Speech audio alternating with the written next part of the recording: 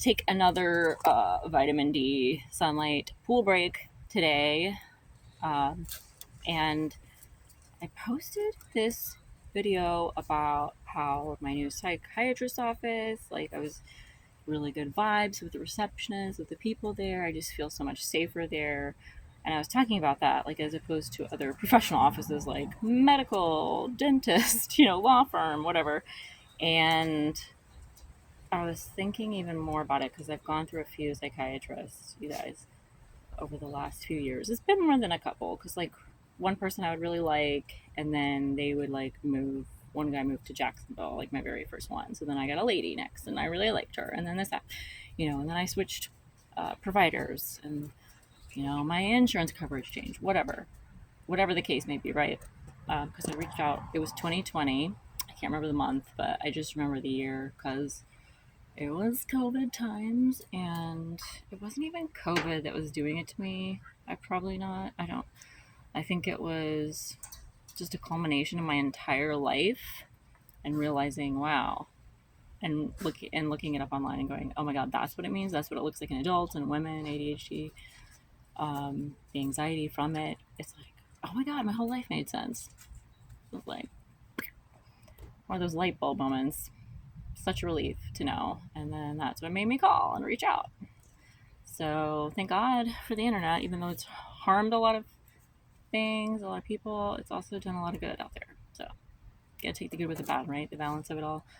But I was thinking about what makes a good psychiatrist versus like a bad experience. I don't want to say a bad one. Like the person isn't necessarily bad. It's just the experience. Maybe it was even like the person who handled it, like the intake person, not the psychiatrist. Maybe it's the umbrella of how they organize their place. I will say that for one of mine, I had high hopes because it was recommended by somebody I knew and they had a great name. And I was so excited they even took my insurance coverage. So it looked like it was no cost for the amount of time they were spending. Like I was just really excited about it. But I was in a really bad place at the time. Probably one of the worst times. Um, I was having some trauma come up, some flashbacks come up, some repressed, suppressed stuff come up, and I was like, "What is this? I have no idea what this is." It was just really. I kept looping myself, like re-traumatizing myself because of it, because I wanted so badly to figure it out, like mentally, but it just kept me in a cycle and a loop going over. And I was around my family at the time, and they were getting to witness it super close up and like day in day out, and they were all like flipping like, oh my god, you need help. I'm like yeah. And especially when people are watching you go through this, of course they're going to be like, you need help, this is so crazy. And I'm like, yeah, it is crazy, but you want empathy and support in that kind of way, and like, we're in this together, we got you kind of thing. And it's hard when sometimes you hear like you need help, or like that kind of stuff, or like the look in people's eyes is like whoa, instead of like, hey, I love you, I'm here. But I get it, sometimes people don't know what to do. Maybe it's something they've never encountered before, it's not in their wheelhouse of experience, whatever. um, but I will say that the points that have pointed out a good one versus a bad one for me is just openness, the open conversation, them listening, active listening, and knowing that they're paying attention to me. So my psychiatrist now does a great job of that. I feel seen, heard, I feel safe. I'm quite calm and cool, calm, collected when I'm in there. I've talked about some traumatic things in my life briefly, and we talked about it, went over like, trying this medication to see if it helps with anxiety, this one for moods, this one for that, whatever. So I have a couple going on now, and it's just a great open conversation, two-way communication, just like you hear in normal relationships you're supposed to have, right? And my other experience, to contrast, it seemed like saving grace. It seemed like the savior, like, oh, these people are going to help me. It's not even going to cost anything. And I was so emotion filled and dramatic, and I looked like it too. I just looked like a wreck. Like, I looked in the mirror and you could just tell I looked psycho, even if I wasn't acting that way. It was just in my vibe, in my face, because I was holding in so much. And I cried when talking to a psychiatrist when I was at the other place, and she was really cool. The psychiatrist was really cool herself, but I get it from what she heard from me and the intake people and going through the process. I feel like I was misdiagnosed.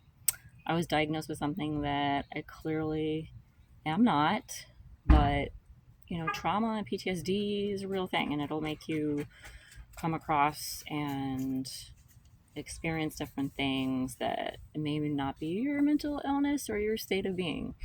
And that's kind of what happened there. And the nurse seemed really cool as well. Like, I was like, thank you for taking all this. I was really feeling like attention, and like she took too much time with me, actually. Like, any other psychiatrist office never took that much time. And I was kind of like mind blown she was taking all the time. I was like, wow, they must really care. But now looking back, it was overdone. There was too many notes. I saw her writing in there and asking me a lot of other questions that no other psychiatrist offices asked me. I've never had a nurse at any other psychiatrist office handle me before the psychiatrist either. I've had an intake person, office manager, and then you go to the psychiatrist, or a couple times it was a nurse practitioner under the psychiatric, what do you call it, specialization, instead of a doctor, which is, they're almost the same thing, you guys. Nurse practitioners prescribe medication, and that's what they do. But so they're like right under the doctor, right? But I'm actually seeing a doctor now, and I noticed that the other place they had like a nurse in between the intake person, the nurse, and the psychiatrist, and they took way too long. It was like almost a 3-hour day. And I remember my sister was so sweet to take me and really spearhead the whole thing up and taking it out of her work day and all this kind of stuff. And she had to make up work time. And I just felt like this was because I gave up my car, you guys. So I haven't been driving in a while because I gave it up for a little bit, taking a break from driving because I'm driving this body vehicle around, It's like, so yeah, they took too much time. It was almost too much attention to detail. And it really amped up my trauma and my emotions even more. It just brought it out more. It made me feel it in the moment. It was like reliving it in the moment as they were trying to help me. And she just kind of made a face when I told her about a couple of things, like about taking gummies, not all the time, but sometimes. And she was like, THC and delta this and that, and these gummies, even if it's not been, marijuana's been proven to be harmful and not help people, and it's a proven fact and scientific, blah, blah. She's like, there's no discussing it. And she kept writing her notes, and I was like, mental note to change, like body note. Like, I didn't say a word. I knew the way she said it and the vibe that was communicated. I knew immediately. Don't say a word, just keep going through the process, get to the psychiatrist. And I will say again, the psychiatrist was super cool.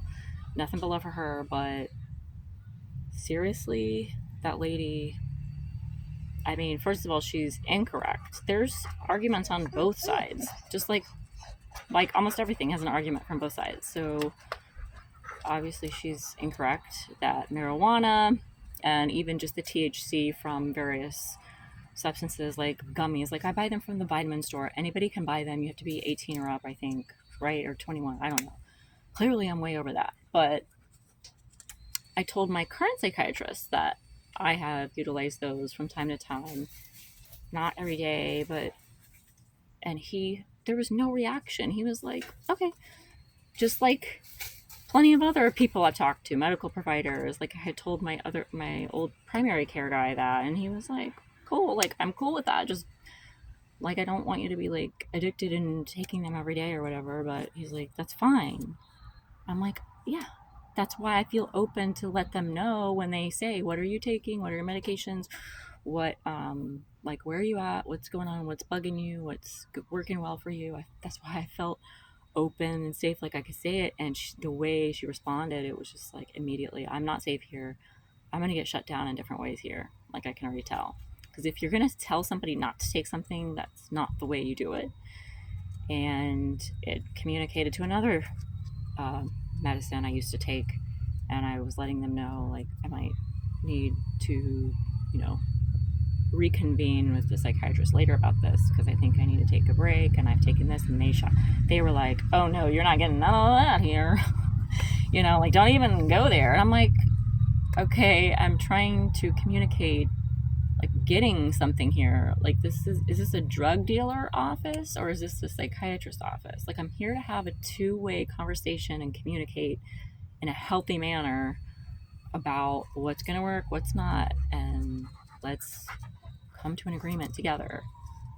I'm not even asking for a compromise. I'm just asking for healthy communication, two-way street, to be respected, heard, seen, and feel safe. And I knew that I was none of those things there.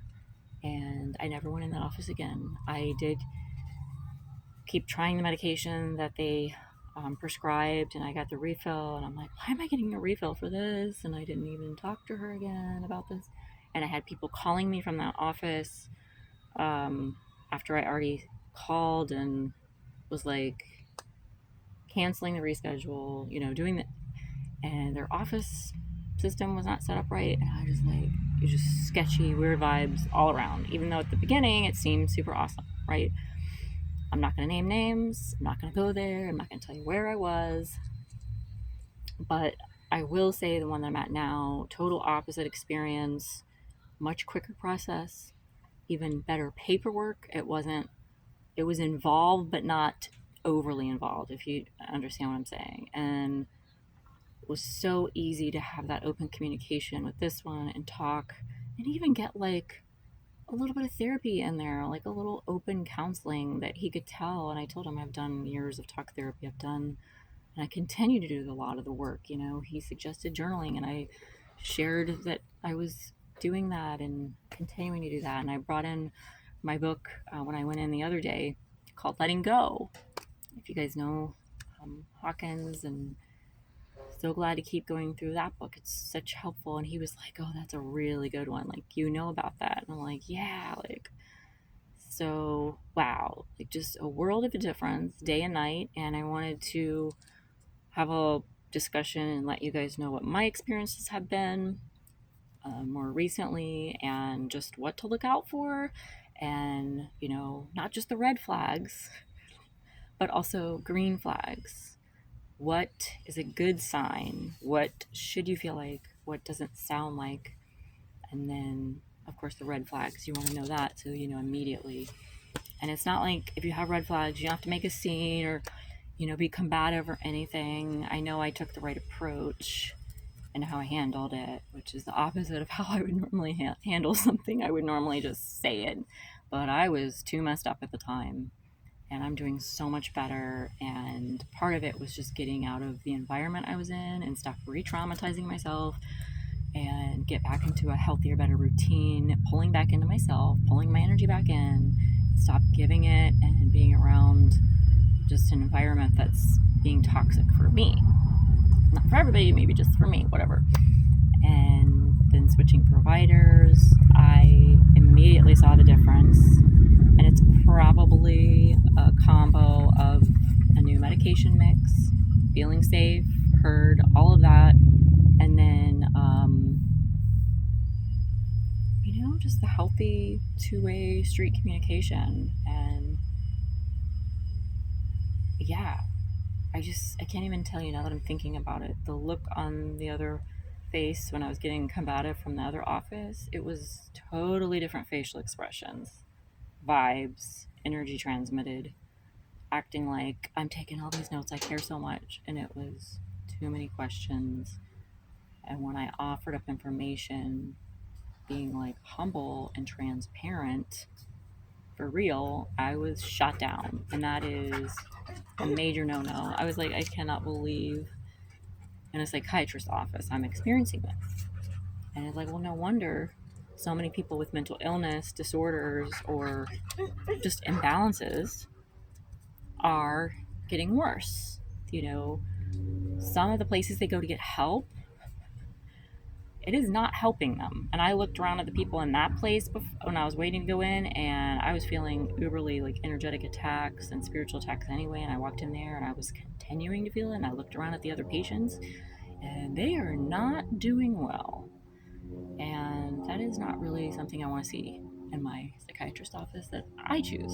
So I'm so glad to say I had the opposite experience now, and I really hope and encourage, if you guys reach out for help, that you take that in consideration and look out for the red flags, but the green flags too. Thanks.